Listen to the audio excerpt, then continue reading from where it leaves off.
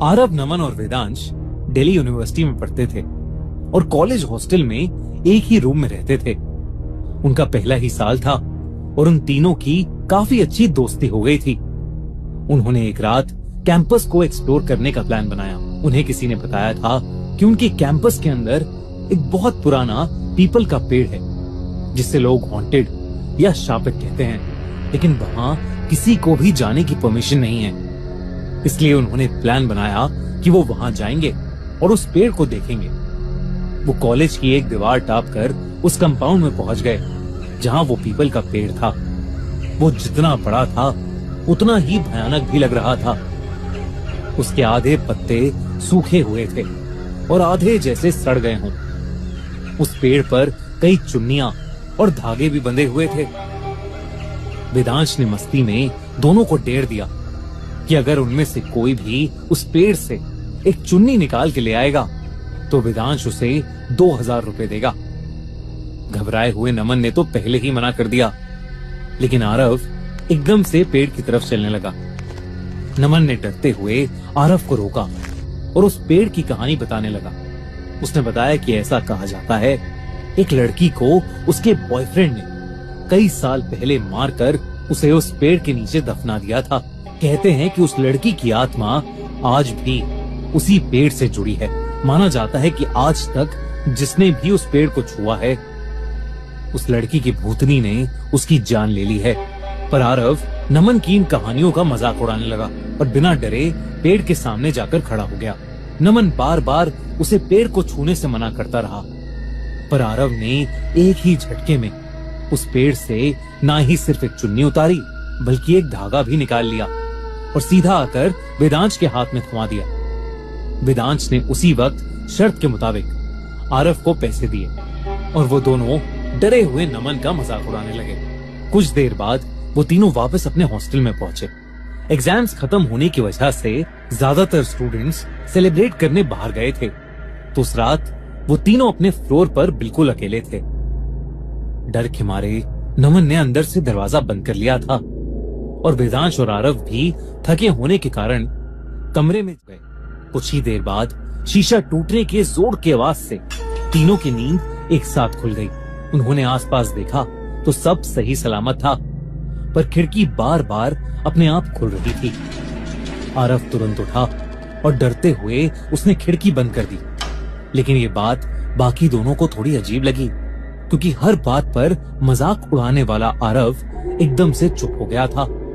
जैसे ही आरव बिस्तर में घुसा तभी एकदम से खिड़की वापस खुल गई और आरव जोर जोर से चिल्लाने लगा और ये कहने लगा कि ये खिड़की एक बहुत ही भयानक दिखने वाली भूतनी ने खोली है, जिसके बिखरे हुए बाल हैं और जिसका पूरा शरीर घावों से भरा है। और वो भूतनी इस वक्त उनकी खिड़की के बाहर खड़ी है और आरव को जान से मारने की धमकी दे रही है।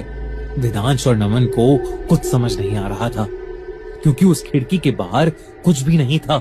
उन्होंने आरव को शांत करने की कोशिश की, लेकिन वो वेदांश और नमन से अपने आप को उस भूतनी से बचाने की मदद मांगता रहा। वेदांश ने उठकर खिड़की वापस बंद कर दी और आरव को किसी तरह शांत करके सुलाया। सुबह जब उनकी आंख खुली तो आरव कमरे में था ही नहीं। उन्होंने उसे पूरे हॉस्टल में ढूंढा पर वो कहीं नहीं मिला। तभी उन्हें एक फ्रेंड का फोन आया और उसने बताया कि पुलिस को कैंपस के भूतनी वाले पीपल के पेड़ से आरव की चुन्नी से लटकी हुई बॉडी मिली है।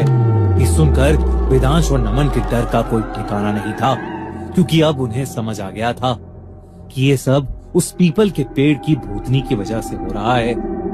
आरव उसी चुन्नी में लिपटा था जो उस रात उसने उस पेड़ से चुराई थी। उन दोनों को समझ नहीं आ रहा था कि वो क्या करें। उनकी अगली सुबह की घर जाने की ट्रेन की टिकट थी, तो उन्होंने सोचा कि उन्हें बस आज की रात किसी तरह गुजारनी है। उस रात जब नमन की आंख लगी तो उसे बस वो पीपल का पेड़ दिखाई दिया जिसके अंदर से एक बिखरे बाल वाली घाव से भरी हुई एक भयानक दिखने वाली भूतनी निकलकर उसे अपने पास खींच रही है और नमन कुछ नहीं कर पा रहा है। अचानक से सपने में उस भूतनी ने उसका गला घोटना शुरू कर दिया और नमन की आंख अचानक खुल गई नमन डर के मारे पसीने पसीने हो चुका था, पर उसका ध्यान अपने से ज्यादा अपने सामने बैठे वेदांश पर गया, जो दुबक कर कांपता हुआ बेड के कोने में बैठा किसी चीज को देखकर कुछ बड़बड़ाए जा रहा था। नमन ने वेदांश को पुकारा। वेदांश कुछ रिएक्ट नहीं कर रहा था। ऐसा लग रहा था कि जैसे वो किसी से बात कर रहा है और बात करते करते बहुत ज्यादा घबरा रहा है। नमन को अब उससे डर लगने लगा था।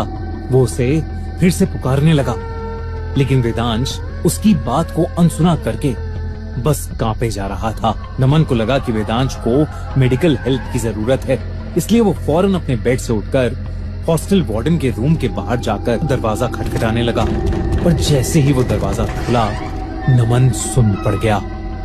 उसके सामने आरव खड़ा था, जिसका पूरा शरीर नीला पड़ चुका था। वो बेहद भयानक लग रहा था। उसके हाथ में वही चुन्नी थी और वो धीरे धीरे नमन के पास आ रहा था। उसे देखते ही नमन जोर से चीख पड़ा, लेकिन तभी आरव वहां से गायब हो गया और हॉस्टल वार्डन तेजी से नमन के पास आया। उसने पूछा कि उसे क्या हो गया है, तो नमन ने उसे पूरी बात बताई और वो लोग जल्दी से उसके कमरे की ओर गए। लेकिन जैसे ही वो दोनों कॉरिडोर में पहुंचे, उन्हें देखा कि वेदांश दर्द में चीखते हुए अपने आप ही घसीटता हुआ हॉस्टल के बाहर जा रहा है।